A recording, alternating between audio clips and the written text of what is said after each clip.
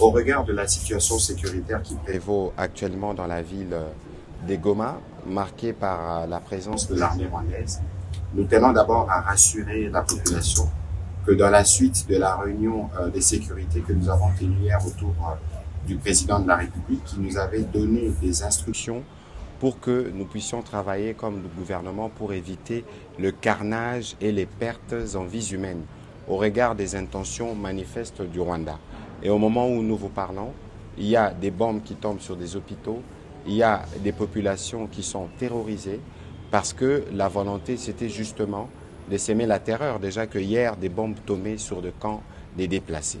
C'est pour ça que nous voulons recommander à toutes nos populations de Goma principalement de rester à l'abri, de rester à la maison, de s'abstenir de commettre des actes de vandalisme ou de pillage.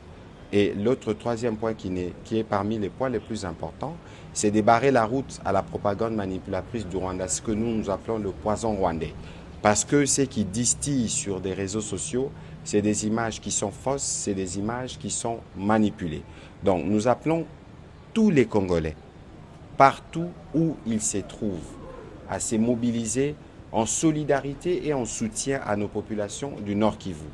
De même, ces soutiens, nous les réitérons à nos forces armées qui tiennent et qui sacrifient leur vie pour la défense du territoire. Et ces soutiens, nous les réitérons aussi au commandant suprême, parce que c'est lui qui est le garant de la nation et c'est avec lui que nous allons nous battre pour restaurer l'indépendance et la souveraineté de notre pays dans tous les territoires qui sont occupés. Nous sommes tous Congolais, gardiens de notre territoire. Nous devons nous lever pour protéger chaque centimètre carré de notre territoire. Ezali Kamamabele, Bendele Koyate.